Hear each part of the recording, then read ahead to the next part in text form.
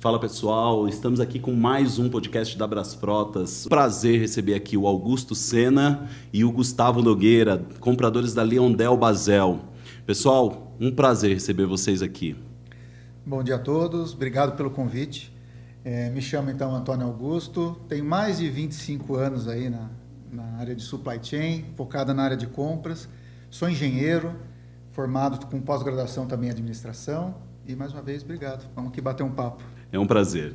Gustavo? Obrigado por estar aqui, pelo convite, agradeço. Eu estou há um pouco mais de 15 anos na área de compras, me formei em administração, passei por MBA em negócios internacionais, agora acabei de me aventurar numa nova faculdade de Direito. Legal, que bom. E quero poder aqui trocar experiência com vocês. Legal, bacana. Nós vamos falar hoje para a comunidade de supply chain sobre os desafios que o comprador enfrenta entre atender a expectativa do cliente interno e negociar isso com o fornecedor. Um assunto muito difícil e polêmico, né? Porque às vezes o cliente interno quer alguma coisa e às vezes o budget não atende e o fornecedor também. Então, vamos trocar uma ideia sobre isso hoje, né, Gustavo e Augusto, né? Vai ser um prazer, pessoal. Vamos começar aqui com uma pergunta bem simples, mas que é bem profunda. Como vocês definiriam o papel do cliente interno em uma negociação com fornecedores? Tá. Uma das coisas que a gente sente muita necessidade é até do querer, né? Uhum. O que realmente o nosso cliente interno precisa. Algumas vezes a gente descobre no caminho, né, de um bid, das cotações, ou até mesmo durante a obra. Então, o início, que é um escopo bem feito, faz muito a diferença, né, para a gente entender a quem buscar e a como atender aquela demanda. Entendi. Bacana. As informações têm que vir claras, né? Isso é importante para a gente saber que, às vezes, o cliente, um escopo mal definido, né, às vezes faz com que a gente busque alguma coisa que, no fim, não é bem o que ele esperava, né? Então, evitar um retrabalho, tendo um início do que realmente a pessoa quer com um escopo bem definido, acho que é às vezes nem ele, às vezes está bem claro na cabeça do setor a demanda que ele precisa, mas ele não consegue transmitir isso pro papel, né? Isso é um bom exemplo. E tem alguma coisa que a área de compras possa fazer para evitar essa dissonância entre o que o cliente pede e o que a área de compras vai entregar, Gustavo, Augusto? Bem, eu acho que o importante do cliente interno envolver a área de compras desde o início. Então, porque às vezes o que acontece, né, nas empresas, acho que os compradores sofrem às vezes isso aí bastante, às vezes do cliente já chegar praticamente com uma proposta, com alguma coisa, com algumas informações, para o comprador praticamente só finalizar uma negociação, alguma coisa, né? Então, às vezes é importante a gente estar desde o início, porque fora a questão técnica, né, a gente tem que obedecer no mercado, né, umas regras, né, principalmente de compliance, que às vezes o cliente interno não está a par de todo esse conteúdo que tem que ser formalizado, né? Não sei se você quer complementar alguma coisa. Não, você falou bem aí. Perfeito, Augusto. Legal. E quais são os principais interesses que normalmente entram em conflito entre o cliente interno, a área de compras e o fornecedor? Falando dessa questão do compliance e tudo mais. Em geral, né, nós temos o preço, né, que é diferente do valor que vai ser agregado. Sim. Mas normalmente se tem um budget para tal aquisição. E então nós precisamos trabalhar para que a gente atenda com qualidade aquele orçamento que é previsto, né? Eu acho que os principais interesses, né, que às vezes entram em conflito entre cliente interno, fornecedor, compras, é justamente surgirem demandas do cliente interno quando a gente surgirem essas demandas do cliente interno que não estavam previstas no que foi formalizado com o fornecedor. Entendi. Ou vice-versa, o fornecedor acordou algumas demandas que, quando surgem a necessidade, não é bem atendido pelo cliente. Então, fica nessa hora que entra o comprador, que faz essa interface das demandas do cliente interno com o fornecedor, para tentar realmente fazer o justo, né? Fazer jus ao que a gente foi feito do acordo desde o início do princípio, né? Desde o início da negociação aí, né? Entendi. Eu acho que foi trazido aqui à mesa um assunto bem interessante que foi valor e preço. Eu acho que vale a pena a gente falar um pouquinho sobre esse tema, valor e preço. O que é preço e o que é valor, Gustavo e Augusto? Eu acho que o preço, né? Geralmente, preço é o que a gente vai no mercado, vai no supermercado, pega um produto ali e você tem um preço médio daquele produto, né? Então, né, você quer comprar, justamente você quer comprar vamos falar de supermercado, uma bolacha, é o preço que você paga e não tem muito diferencial nisso aí. Você vai levar para casa e vai consumir esse produto. Agora, quando se trata de um serviço, né, onde você vai adquirir um produto e nele está agregado um serviço, aí está o diferencial do valor que isso aí gera para o cliente interno e também para a empresa, né? Entendi. Eu acho que aí você acaba tendo, vamos dizer assim, o diferencial no mercado, né? Legal. Complementando o que o Augusto falou, né? Preço vai estar muito ligado ao que você está pagando, né? Ele citou alguns exemplos aí, mas o valor, né? O que hoje um fornecedor pode trazer de valor agregado naquele serviço que ele está ofertando, né? A gente passa muito por isso no dia a dia, né? Pessoas ofertando, competindo em preço, né? Por alguns produtos que são de prateleira, de uma forma geral, mas que às vezes você encontra opções que vão gerar algum valor agregado, né, dentro daquele processo ou vai conseguir fazer mais em menos tempo, né? Então isso vai gerar valor, né? Ou um atendimento, né? Então nós vamos fechar um contrato com um atendimento que vai me reduzir um tempo enorme de retrabalho, né? Sim. Mas como que a gente sabe disso? Fazendo um benchmark ou conversando com outras empresas, vendo estudos de caso, né? E aí a gente, não, isso aqui tem preços menores, né? Mas se a gente for por esse aqui, a gente vai evitar muitas outras coisas. E uma das coisas que entra em conflito, o Guto falou e vale reforçar, no meio do processo, quando o escopo não foi bem definido, voltando à pergunta anterior, e no meio do caminho a gente esbarra com situações do que estava na cabeça do requisitante, não foi transmitido de uma forma interessante, né? Acontece muitos casos. Um exemplo, né? A gente tem contratos de empreita, de mão de obra, e muitas vezes a gente acha que só vai ficar no horário comercial ou para tal demanda, ou para fazer um X reparo, precisa, uma sexta-feira, 5 horas da tarde, liga para o fornecedor, preciso de vocês aqui domingo. Mas como assim, né? Isso a gente não tinha previsto. Né? São os custos que acabam entrando que não estavam previstos, né? Não previstos, né? E aí o cliente detesta isso aí, né? Que podem acontecer, né? Exato. Eles estão suscetíveis, né? Acontece muito. Né? Então... E você trouxe uma coisa bem interessante, Gustavo, que me chamou a atenção. Que existem fornecedores que te entregam preço e existem fornecedores que te entregam valor. Eu acho que essa é a essência da coisa. Geralmente, fornecedores muito grandes, eles vão ter um poder de barganha maior, e aí isso geralmente acontece com commodities. Você vai comprar commodities, você vai atrás de preço, óbvio. Você tem ali, não sei o que vocês têm de commodity lá, mas vou usar aqui um exemplo de um cliente nosso que compra ferro, que compra papelão, que compra algumas coisas que, poxa, você comprou ali, óbvio, o cara vai te entregar o produto, você vai usar, acabou, a qualidade é boa, acabou. Agora, quando você compra um serviço, o que vocês avaliam dentro desse serviço? O que é importante ter no serviço? O pós-venda é muito importante. Tá.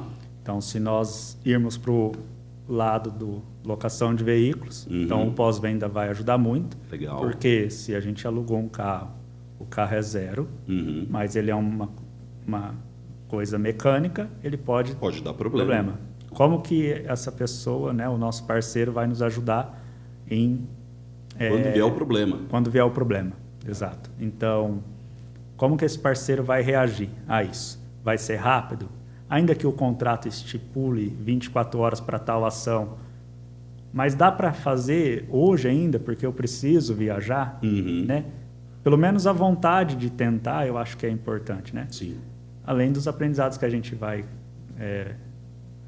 acumulando, né? A gente vai mitigando esses riscos. Mas no serviço pós-venda eu acho muito importante, né? O cumprimento de legislação quanto à documentação válida, vigente, né? Principalmente quando envolver mão de obra, isso é fundamental, porque estudei casos já onde grandes empresas, líderes de mercado, não fazem isso tão bem, às vezes, como deveria. Então, a gente fica ali numa luta diária, fazendo follow-up do que é algo que é uma obrigação. Sim. Então, já não precisaria fazer isso, Sim. eu entendo. E isso, né, é muito avaliado na questão do serviço. Hoje tem até alguns setores que você tem que homologar aquele fornecedor, né? Ver se ele tem capacidade de atendimento. Exatamente. Como funciona isso, Augusto? Então, por compliance até, né? No caso das multinacionais, né, que é onde a gente trabalha, já existe uma regra, né, para a gente estar avaliando toda essa parte de documentação, de atendimento à legislação, porque a gente tem que realmente mitigar os riscos para que nada, até juridicamente, caso aconteça, para proteger a empresa, né? Sim. A imagem, né, que a gente tem que transmitir, né, principalmente para os clientes, né, e para os colaboradores, né? Então, em cima disso, né, nós da área de compras, justamente com a área legal, né, então tem toda uma avaliação que a gente solicita as documentações, o nosso jurídico avalia, a gente retorna para o fornecedor, então nós vamos precisar atender essa cláusula aqui, porque não está de acordo, né, com o procedimento. E assim segue, né, toda essa negociação com os parceiros para a gente estar homologando esse fornecedor e para chegar para o cliente, agora sim podemos seguir com esse fornecedor que talvez veio de alguma indicação ou de uma bid que a gente prospectou no mercado. Né? E como é que vocês conheceram a Brasfrotas?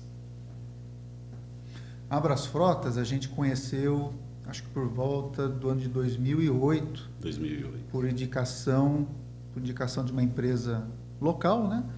Onde falou, olha, é uma empresa pequena, mas que, vamos dizer assim, como o cliente interno nosso para a parte de frota são executivos, não é muito a área operacional, então a Brasfrotas eles apresentaram para a gente como um diferencial exatamente no tratamento com esses executivos. Com os clientes. Né? Então, dessa indicação, a gente entrou em contato então com a Brasfrotas, aonde a gente veio então a buscar definir o escopo, né, que acabou sendo aprovado lá atrás, né? Legal. E agora a gente teve um aumento de frota, né, Gustavo? Como é que foi? O Augusto a gente conhece desde 2008. O Gustavo a gente conheceu ano passado, é isso, Gustavo? Eu acredito que foi em 2023 que começou os primeiros contatos. E começaram os primeiros contatos, né? Através da indicação do Augusto Sena, que já teve essa experiência. E desde lá, né, até devido à pandemia, né, se estendeu algumas negociações de frota, além de várias outras. Então, foi um período aí ruim. Né? Vimos os preços, do mercado, né? Os preços dos carros explodirem. Né? E aí buscamos, né, diante até de algumas experiências, né, ruins, nem todas são ruins, mas as ruins é as que pesam mais. Né? Se a gente fizer 1000 coisas boas e fizer uma ruim, é onde a gente perde a credibilidade. Então, a partir disso, né, eu busquei no mercado aí, né, não só o preço, mas justamente entender, né, o valor que vai agregar a empresa que a gente escolher, né? Então, diante da experiência, esperamos que a gente tenha esse retorno positivo aí, conforme a expectativa. Legal. E eu acho que teve também um benchmarking, né? Acho que você bateu um papo com um cliente nosso da Novitá, a Daisy, né? Teve esse processo Teve. também. E não foi marcado, não foi agendado, né? Foi numa conversa, num network, num evento, se eu não me engano, da Live University, Isso. onde eu estive com o diretor de supply chain dessa empresa.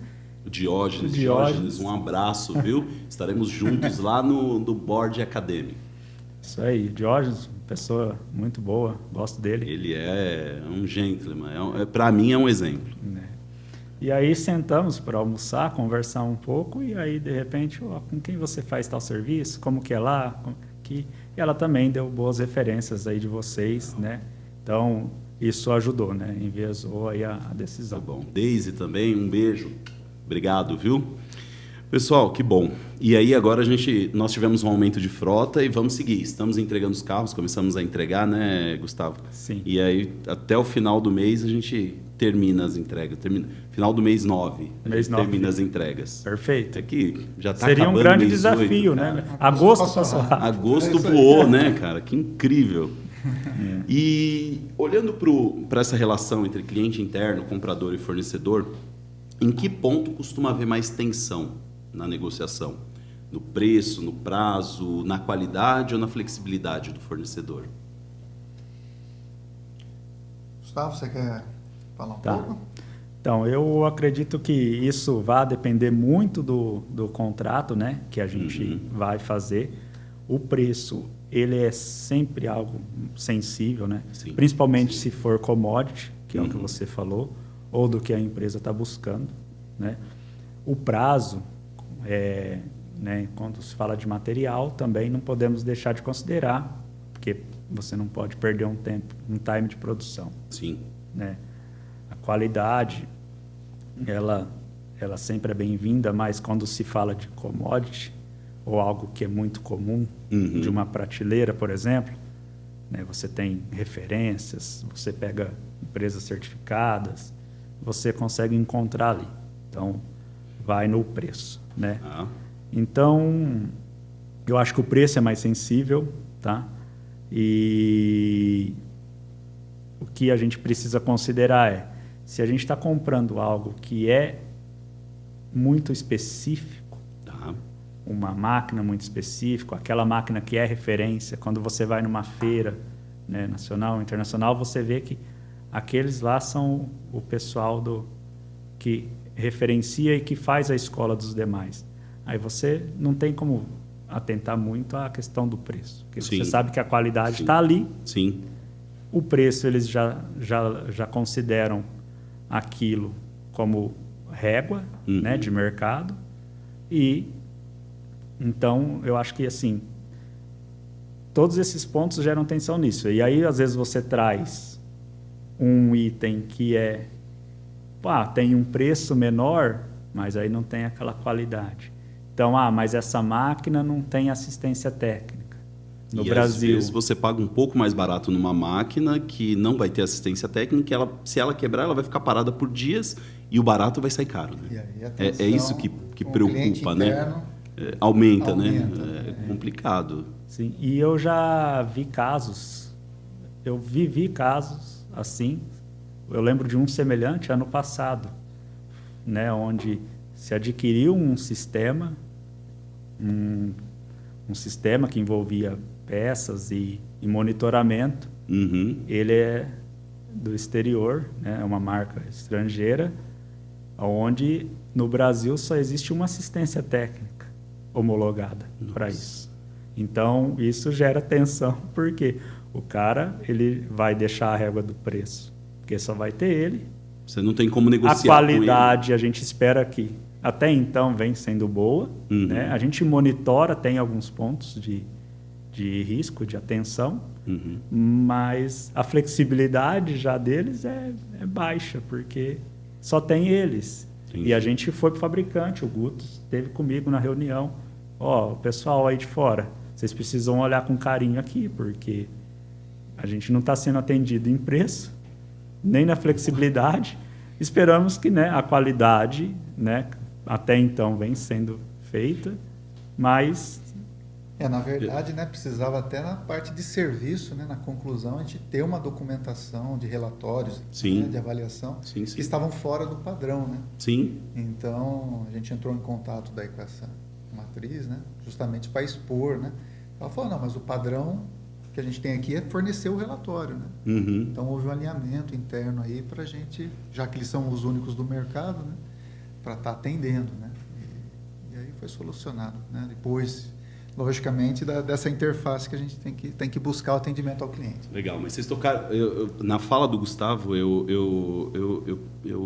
tocou num ponto que é muito importante, né? A concorrência e a capilaridade do atendimento do fornecedor, né?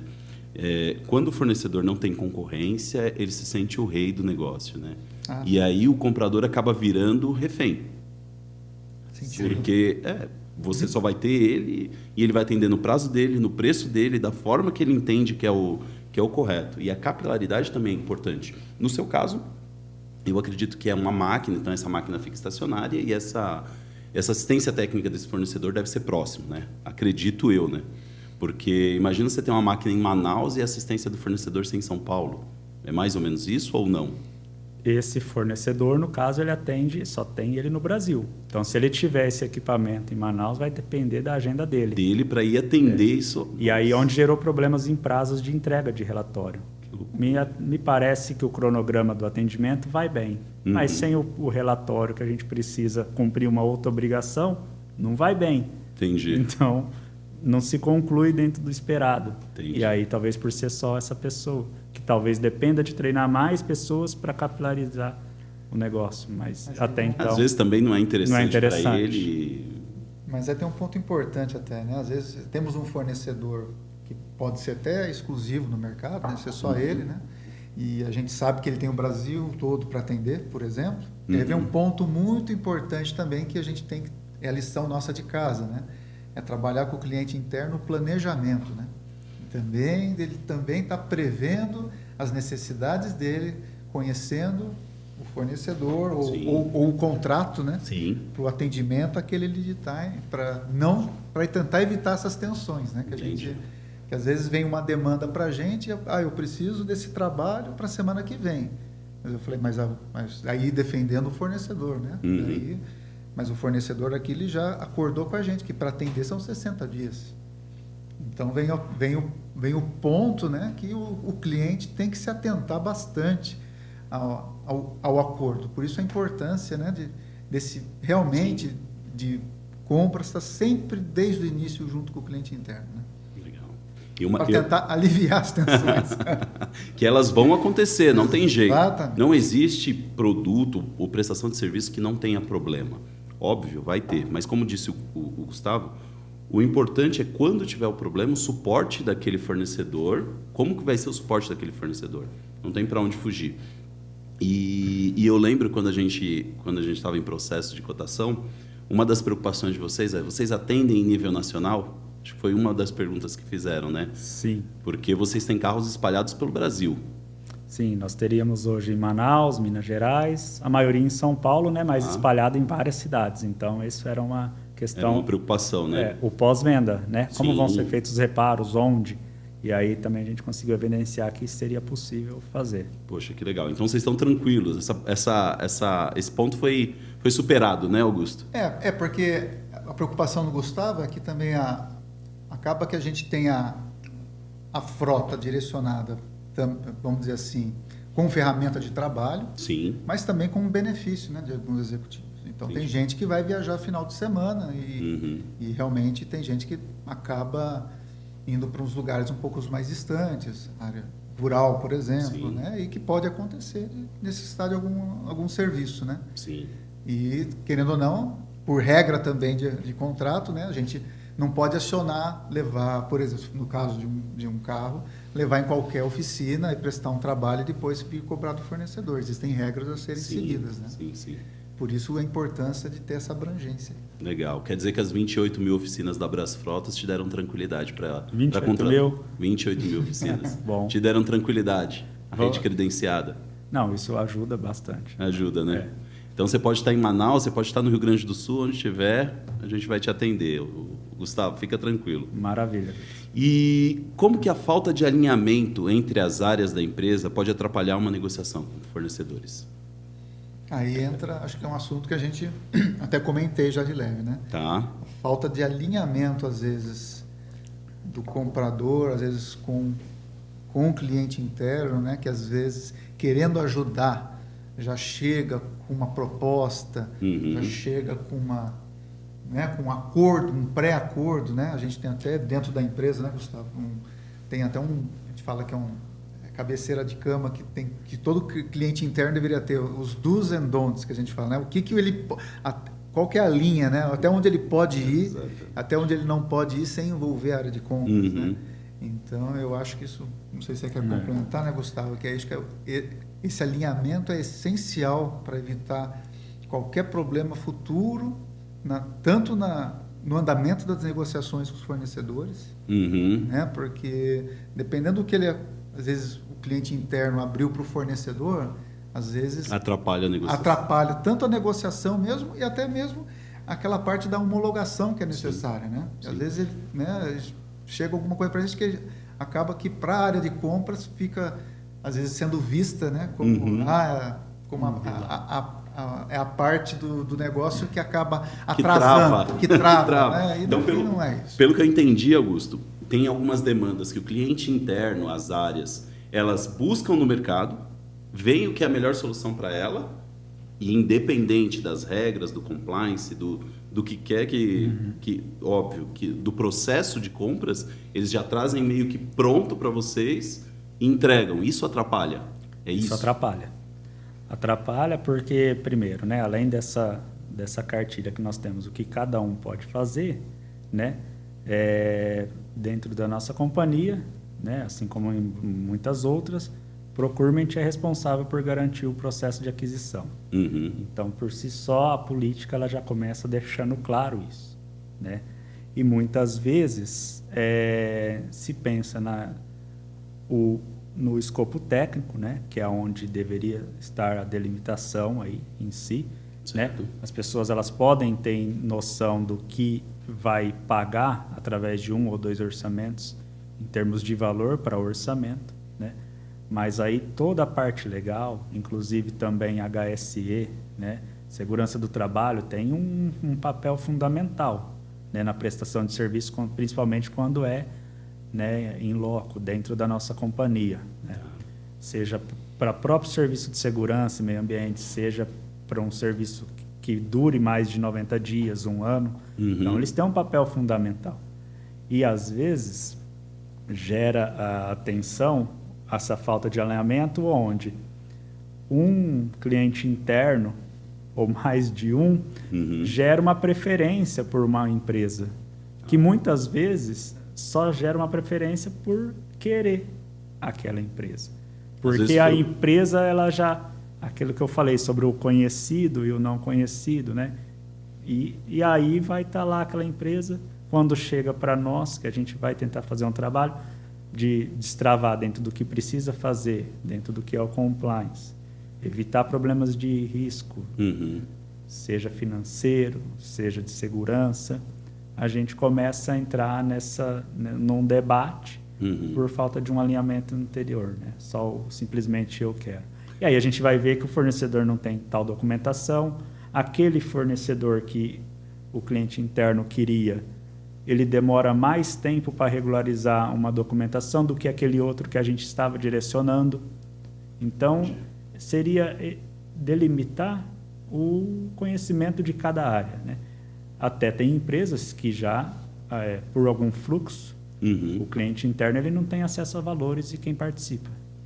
Só o escopo técnico. São políticas, né? Diferente, cada empresa atua de uma forma, mas pensando o seguinte, se não alinhar algumas coisas, a gente acaba ficando como vilão lá no final. E às vezes, eu também compro algumas coisas lá na Brasfrotas, às vezes a área acaba entregando informações para o fornecedor que atrapalha na negociação.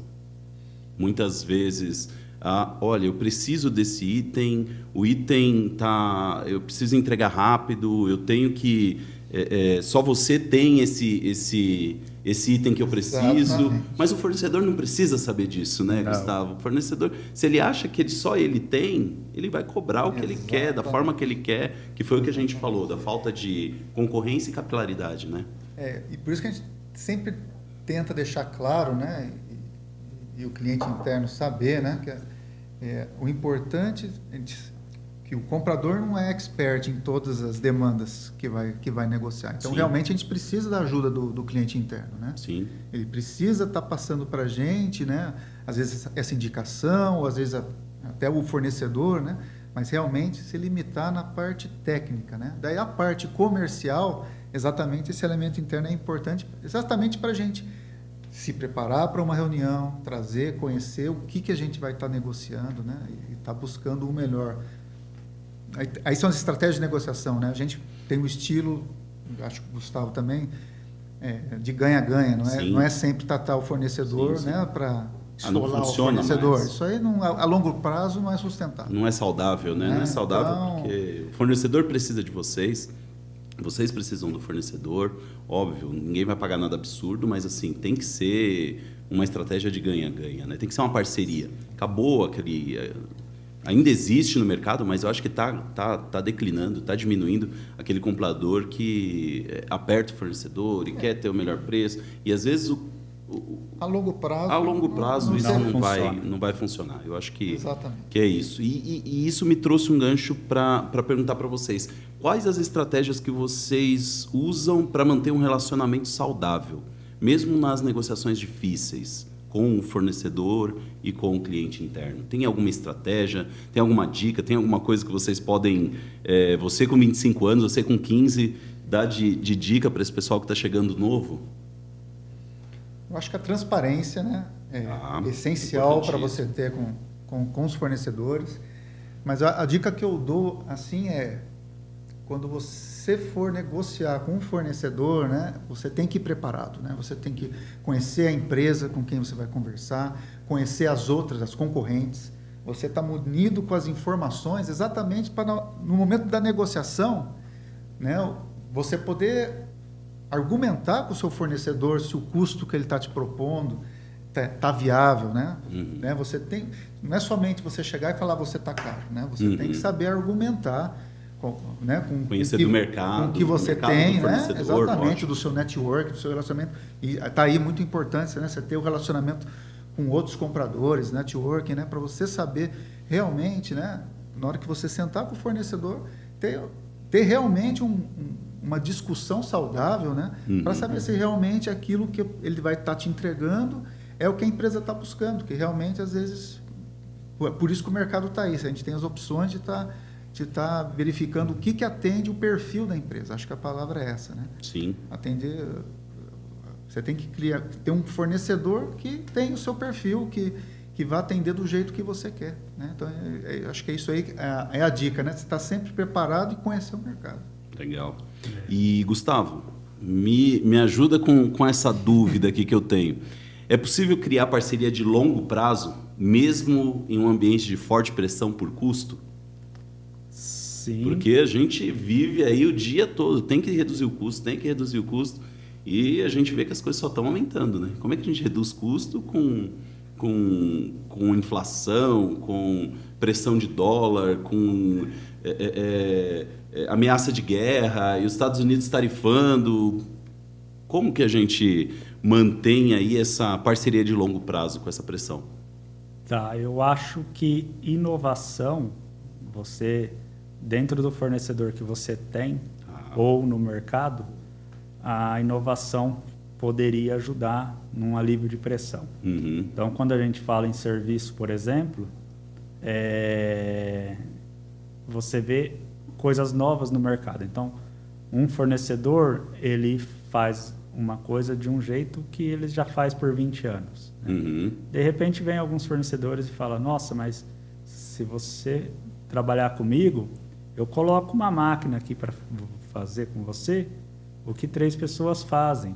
Né? Caramba. Então, isso ajuda. Às vezes, você vai pegar um custo desse rapaz com a máquina, Uhum. ou você vê um contrato que envolve 3 pessoas, Uhum. pode ficar até equiparado, mas você já mitiga alguns riscos, Entendi.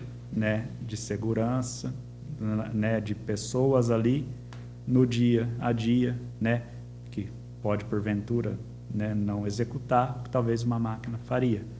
Mas muitas vezes acontece também de contratos que trazem essas inovações, equipamentos novos, que trazem produtividade, e esses aí acaba aliviando num custo ou trazendo produtividade. Entendi. Então eu entendo que isso daí pode ajudar bastante numa negociação quando a gente for olhar para um contrato, né? E além do que, hoje em dia tem ramo de construção civil, por exemplo, né? Muita coisa mudou. Eu tenho notado que antes poderia ser só tijolo, mas aí a gente precisa fazer uma obra com X mil reais, né? Então vamos ver se dá para fazer um projeto com container. Um exemplo, né? Sim. O exemplo da máquina também, né? É uma coisa, né, que eu vejo muito no mercado. Num ramo de refeição industrial, existem equipamentos que substituem a panela em si, né? Sim. Por isso que eu digo, aí você não precisa de menos pessoas para fazer aquele montante. Então a inovação e a personalização são importantes para você manter uma parceria de longo prazo, mesmo com essa pressão por custo. É isso? Eu entendo que sim. Essa é uma das formas que a gente conseguiria.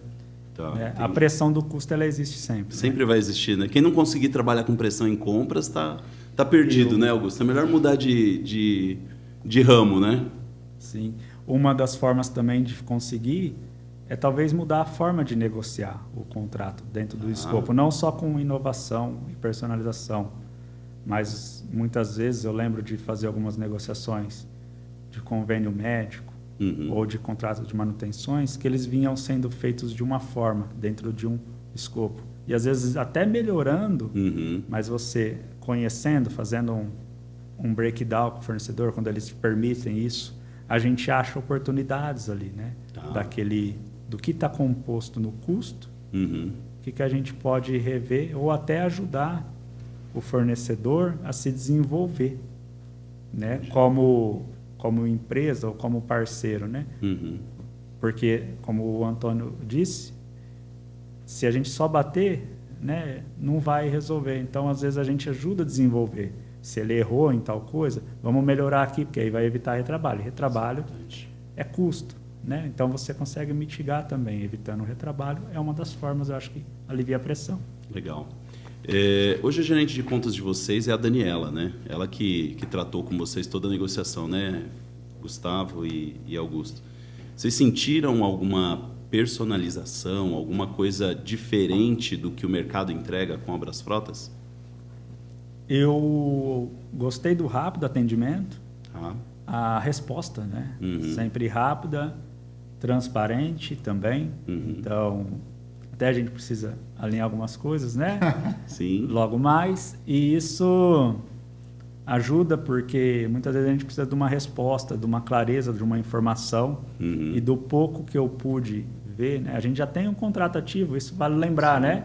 Então, eu iniciei esse contrato ativo recentemente e, pelo que eu percebi, né, seja na disponibilidade dela, o presencial, eu achei que valeu. Ela te visita bastante? Então, ela esteve comigo, mesmo não vendendo nada, ela esteve lá. Legal. Depois que precisou implantar o portal, foi lá também. Então, essa proximidade, esse presencial, valeu muito a pena. Que legal. Eu tenho para complementar, né? Porque eu tratava com a Brasfrotas, né? Lá atrás, né? Sim. Então, o tempo passou, então hoje eu estou como supervisor de compras, né?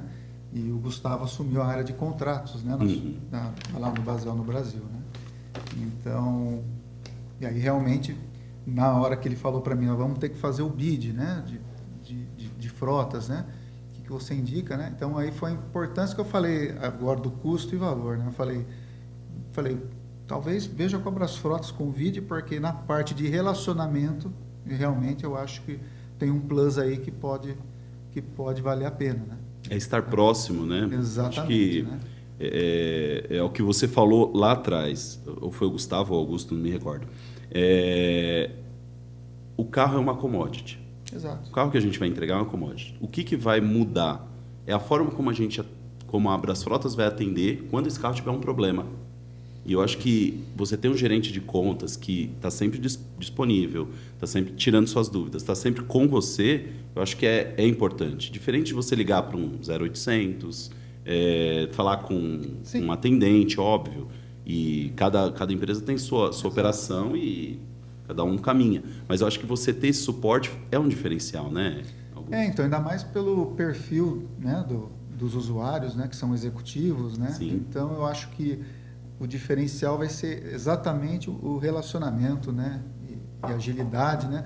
Às vezes para resolver casos pequenos que dependendo do atendimento, né, Gustavo? Às vezes leva um dia, coisa que talvez no relacionamento a gente consegue trazer economia para ambos os lados. Sim, eu acho que é isso.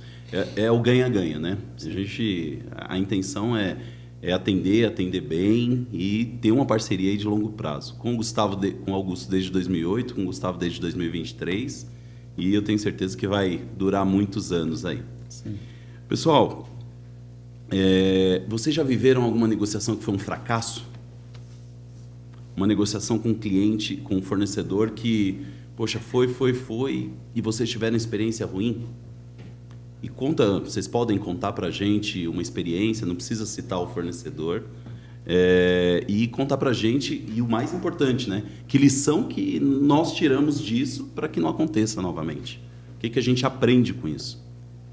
Eu já tive várias, né? Parece difícil de acontecer, mas acontece, às vezes, da negociação travar em algum lugar, ou de você ter fechado um negócio e na hora da realização, né, da obrigação, ela não ser cumprida. Não ser cumprida. Tá. Né? Então, eu tive alguns casos, né, principalmente com uma nova unidade aí que a empresa adquiriu e uma região nova. Então, nessa região, para nós ter um conhecimento lá já é mais difícil, né? E, na época, um fornecedor que havia adquirido algumas empresas aqui também na região, ele tinha presença no Brasil todo. Ele falou, eu atendo lá, tranquilo, já tenho clientes, né? Tudo bem, ótimo, né? Eu aumento o meu poder de compra com ele, ele me atende, eu mantenho um gerenciamento só. Mas isso não se efetivou, porque foram atrasos no prazo de fazer o contrato, né? Então, adequação do contrato. Depois foi atraso no embarque dos equipamentos. Então, isso começou a gerar um estresse, né? E aí, eu falei, mas eu escolhi vocês porque vocês têm a presença. Vocês são uma das maiores empresas nesse ramo no Brasil. E como que vocês não conseguem? E aí, por eles estarem passando por mudança no corpo diretivo e estrutural da empresa, isso gerou muitos outros problemas internos para eles. Que para mim não importa, mas eu precisava atender meu cliente interno. Sim. E aí eu desfiz o contrato, né? Fizemos o encerramento contratual, o distrato. E aí eu tive que voltar com o fornecedor lá, local, e falar, olha, eu vou precisar de você aí, tudo bem, né? E aí foi tudo bem. Recebeu bem, inclusive ele sempre me convida para um café. Boa. E tá tudo bem, estamos lá de mãos dadas e caminhando, né? Que bom. E aí a gente tira uma lição, né? Às vezes a gente está com fornecedores menores que estão mais próximos. Às vezes é melhor do que ter um fornecedor muito grande, né? Porque um fornecedor muito grande, querendo ou não, você vai ser mais um dentro do escopo de clientes. E você está num fornecedor menor, eu acho que ele vai dar mais importância, vai cuidar mais, vai ter um pouco mais de cuidado na hora de te dar uma resposta, de um pós-venda, na hora de um problema. Eu acho que ele vai ser um pouco mais cuidadoso nesse sentido, né? Eu preciso que eu seja, no mínimo, relevante para ele, né? Seja em termos de... Né? Ninguém trabalha de graça. Então, a gente deve representar uma margem boa para ele, né? Ou um espaço, ou gera visibilidade, né? Isso do lado do fornecedor, eu acredito que ele vê tudo isso. Né? Sim. E o fornecedor também vai optar por ter clientes que geram volume. Sim. Então, a gente fica de olho nisso também, né? E aí, nesse caso, fracassou, né, por uma escolha de a gente querer abrir um portfólio, né, com essa empresa, e aí não deu certo. Falei, ó, corrige aqui o primeiro que a gente tem, e aí a gente volta a se falar de expansão. Legal. E qual foi a lição que a gente aprendeu com isso? No caso aí, você comentou, ter um fornecedor às vezes local, mesmo ele sendo menor, mas que ele cumpra o prazo, documentação exigências, né? mínima e atende bem, dá certo também, né? Às vezes é o básico, né? O arroz com feijão funciona nessas horas aí, foi o que eu tirei de lição aí. Legal. Para mim, complementando, eu também já falei, né? Eu acho que a importância, né, Gleide, Gustavo, né? É a transparência também, desde o início do contato com os fornecedores, né? E é aquilo, né? Você conhecer, ter o conhecimento, estar preparado para o que você está negociando, para onde é essa negociação. Às vezes uma negociação aqui para atender a região de São Paulo, a gente tem 1000 ofertas, né? Sim. Já para uma região mais afastada, que a gente está lidando aí com 4 unidades do Brasil, né? Às vezes para uma outra região do interior, alguma coisa, a pessoa, um grande, acaba falando que atende, mas realmente naquela hora você fica pequeno. Sim. Então vale a pena você ver localmente o que está. Então essa é a importância de você estar preparado, né, e puxar as informações e ser transparente, né, tanto para o cliente interno, Sim. fornecedor. Né? E eu vou fazer uma pergunta para vocês. O que levou vocês a escolher a Brasfrotas em detrimento a outra locadora, que é uma locadora gigante do mercado? O que mais chamou a atenção? Fora o atendimento da Daniela, ela está presencial. Qual foi os argumentos ou os fatores principais? Gleidson, na verdade, né, a Brasfrotas, né, a gente foi escolhida nesse momento, lógico que atendeu todos os requisitos Sim. mínimos do processo de contratação de frota, né? Mas fora isso, realmente teve toda essa parte de networking, de consulta a clientes, né, de vocês, que acabando juntando essas pecinhas aí, né, a gente acaba levando também para a alta gerência, né? Sim. Apresenta que, olha, com as condições que às vezes você na parte de custos vocês poderiam estar praticamente iguais com uma gigante, mas que realmente na parte do diferencial a gente, né, no caso foi o Gustavo, né, optou por seguir por seguir com a Brasfrotas, e também já veio de um relacionamento anterior que não tivemos problemas, né? Então, eu posso entender que foi o atendimento, né, Gustavo? O atendimento. Então, complemento ao que o Augusto comentou, o relacionamento, né, anterior, isso ajudou muito. Sim. Né? Então, nós fizemos um trabalho também, né, tanto para atender a questão do preço, como você comentou. O preço vai ser o carro basicamente igual para todo mundo, né? Fizemos um trabalho para fazer todo esse arranjo. Os contratos a gente conseguiu se alinhar de forma rápida também, né? Desde os primeiros contatos o atendimento, né? Toda a demanda que eu tinha era respondida rápida, então isso me faz presumir que o atendimento depois vai ser da mesma forma. Gustavo? Foi fácil. Fácil. A facilidade, né, entre os interlocutores. Isso é um ponto que chama atenção também, porque a gente tem contato com você, que está ali representando a operação, né? Se algo der muito errado, espero que não, mas talvez por algo bom, a gente tenha o contato também de outro diretor, então Sim. isso ajuda muito, né? Sim. Então, a gente poder ter acesso, né? Eu vejo que a Daniela tem poder de decisão, você tem poder de decisão, e se ainda precisar, seja por bem ou por mal, a gente tem outro contato. Escala maior. Uma escala, poder fazer esse escalonamento em busca de uma solução. Então, isso traz um respaldo para poder fechar a parceria. Legal, a Brasfrotas tem cara, né, Gustavo? Tem a cara da Daniela, tem a cara do Gleidson, tem a cara do Guilherme, são pessoas que estão por trás. A gente costuma falar que, óbvio, a negociação B2B, mas também é H2H, é humano para humano. Hoje vocês estão representando a Lyondell, eu estou representando a Brasfrotas e, poxa, não é um negócio frio. A gente sempre vai chegar num denominador para que as nossas operações sejam mais tranquilas possíveis. A gente está caminhando para o final, pessoal. Já está acabando. Olha, muito bom. Passou rápido. Passou rápido. Tem mais 2 perguntinhas e aí eu vou fazer uma para você e uma para você. Vocês escolham quem vai responder para a gente encerrar. As 2, Gustavo. As 2 do Gustavo? Ai, o Gustavo é mais tímido, né, Augusto? O Gustavo é mais tímido, mas é mais duro na negociação, viu? Ele é... Que isso. Aprendo bastante. A gente sempre aprende, né? Sempre. A gente tem que ter essa cabeça aberta para aprender, né? Exato. Mas é sobre isso que eu vou perguntar para vocês. Óbvio que a gente está falando para um público que, quando assiste, está curioso para entender a experiência e como foi as coisas de vocês. Mas quais as lições práticas que ou o Gustavo ou o Augusto deixaria para quem está começando a negociar com fornecedores, com compradores que ainda não têm a bagagem e não têm a expertise que vocês têm? Quais as lições práticas que vocês deixam para esse pessoal? E se vocês quiserem falar direto para eles, fiquem à vontade. Pode falar, Gustavo. Tá.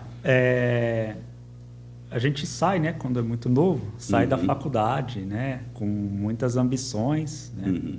Muitas vezes até quer dar um passo maior que a perna, né? E isso a gente vê por amigos, por estagiários que passam, né? Por nós. E eu acho que para começar, né, se preparar para o dia a dia, a prática, né, do que a gente aprende lá na faculdade ou lendo livros, né? O mundo real ele é mais duro, né, com as pessoas. E para essas pessoas que vão entrar aí no mundo de compras, procurement, a área comercial, né, seja vendas, é tentar agregar valor naquilo que está fazendo, né? Sim. Então, pensar de forma estratégica, né, sair só das 3 cotações, né? Então, você colaborar, mesmo que estando ali para aprender, o que eu posso fazer de diferente, né? Acontece muito, a gente já se pegou nisso. A gente sempre fazer uma atividade, um processo, e às vezes uma pessoa mais nova, né, com outra geração, você faz isso? Ah, faço. Mas e se você fazer assim? Então a gente também precisa estar aberto para isso. Entendi. Então essas pessoas mais novas, que são curiosas, né, que nem todo mundo é igual, mas ter a curiosidade, né? Vá buscar, né? Pergunta, questiona bastante, né? E aí sai daquela questão só operacional e vai procurando agregar valor, né? Trazer soluções ali para a área inicialmente, depois aí você começa a aprender o que a empresa faz, né? Tem pessoas às vezes que vai trabalhar 10 anos e muitas vezes não entende do negócio da onde está, né? Então procure entender do negócio, que aí vai te ajudar a agregar valor na ponta ali negociando, seja na venda, seja na compra. Eu acho que isso é muito importante, né?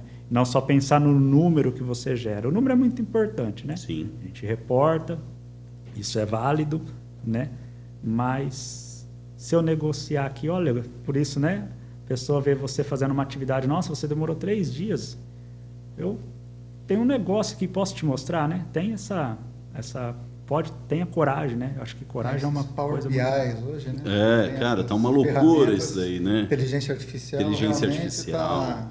Está diminuindo bem o operacional, né? Sim. Isso que a gente está buscando também para o nosso dia aí, para se atualizar, né? Então, falando que a inteligência artificial é a nova revolução, né? Sim. A internet foi a última e agora a inteligência artificial também. Eu participei de um painel e perguntaram até onde vai a inteligência artificial. Eu falei, cara, Se você perguntasse para uma pessoa em 1990 até onde ia a internet, ninguém imaginaria que chegaria até onde chegou, né? Exato. E ainda tem muita coisa para chegar. E a inteligência artificial, a gente nem sabe para onde vai ainda. Exato. Tem muita coisa aí para se descobrir. Mas assim, né, terminando só o que o Gustavo disse, né, ele falou bastante da parte técnica, né, que as pessoas novas que estão vindo aí têm que estar sempre se desenvolvendo, né? A gente também está aberto a aprender. Uhum. Mas olhando bem para o pessoal, até para a vida, né? Eu acho importante também, não só para a área de compras, né, mas para qualquer área, né? Você realmente ser honesto, né, em tudo, não tentar encurtar caminhos, né, nessa parte de negociação,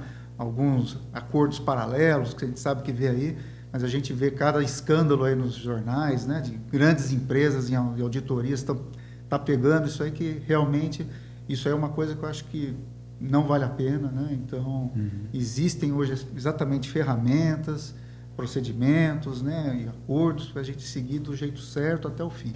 Então, essa também seria a minha dica aí. O jeito certo até o fim. Fazer a coisa certa do jeito certo, né? Exatamente. E um passinho de cada vez, né? A gente vai... Um processo, né? É um processo, Gustavo. né? Isso até eu ia falar, mas me perdi um pouco mais. É um passinho de cada vez, né? A gente aprende muito isso, nossa gestora fala, né? Então, vai um processo por vez, aprende aqui, aprende ali, mas não deixa de ter a coragem, a ética que o Guto comentou, é muito importante, né? Que aí a honestidade, a ética, isso, né, a gente não consegue ensinar para ninguém, né? Vem de berço. Bacana. Vocês querem deixar um último recado, uma última fala? Vocês querem complementar com alguma coisa? Não? A minha fala seria, né, cliente interno, esteja junto com compras ou com nas áreas desde o início do processo. Boa. Que você vai ter sucesso tanto com o fornecedor, não vai ter surpresas na prestação do serviço. E acho que isso, estando junto, todas as áreas, né, harmonizadas, a gente é o segredo para a gente tá tendo o resultado esperado, né, até e apresentar para as empresas. Legal, Gustavo? Em resumo, né, o que o Guto trouxe é manter um bom relacionamento, né? A gente acha que poderia falar de vários adjetivos, né, no mundo corporativo que a gente precisa, né, exercitar no dia a dia e praticar. O relacionamento vai ajudar muito, né, com o cliente interno. E aí você praticar um bom relacionamento com o fornecedor, eu acho que tende a ser sucesso, né? Minimizar, né, uma picuinha aqui. Todo mundo precisa entender e respeitar que cada área tem um prazo e um processo para cumprir em bem comum da empresa. Sim. Né? Então, se eu não fiz uma coisa, é porque eu não quis. É porque o requisito não preencheu. E quando eu fizer algo e não passar de outra área, é porque o requisito não preencheu. E a gente precisa entender isso, está tudo bem, vamos adiante, né? Não é a pessoa, é o processo. É o processo. Então, né, fala-se muito, né? Até tem livros que falam, né, que você separar os interesses das pessoas, né? Mas as pessoas, elas são emocionais e agem emocionalmente. Então, como que você vai fazer isso? Então, é um exercício grande para todo mundo, né? Legal. Então, eu deixo esse recado aí. Boa. E fazer um bom relacionamento, né? E um bom relacionamento não quer dizer que a gente vai andar fora do que precisa ser feito. Sim. Ter um bom relacionamento, fazer a coisa certa do jeito certo. Ótimo. E para a gente finalizar, com a experiência que vocês tiveram com a Brasfrotas, vocês recomendariam a Brasfrotas? Sim, sim. Recomendaria. Uma boa parceira para estar sendo consultada. Legal, bacana. Quem quiser bater mais papo com o Augusto, qual que é o seu LinkedIn, Augusto? Meu LinkedIn, você vai me achar como... Meu nome é um pouquinho grande, é Antônio Augusto Sena das Neves Silva. Antônio Augusto das Neves. Antônio Augusto Sena das Neves. Sena com um N só, das Neves Silva, você vai me achar lá. Legal. E o seu, Gustavo? E o meu é Gustavo Esbrógio Nogueira. Esbrógio com S mudo e 2G. Pode me encontrar lá. Não sou muito ativo no LinkedIn, mas se precisar conversar um pouco mais, a gente está à disposição. Legal, pessoal, bacana. Nós estamos terminando por aqui. Foi um prazer receber o Augusto e o Gustavo. Muito bom trocar esse papo com eles e falar sobre esses desafios que a gente tem entre o cliente interno, o fornecedor, alinhar essas expectativas. Espero que tenha sido enriquecedor para vocês e nos encontramos na próxima. Tchau, pessoal!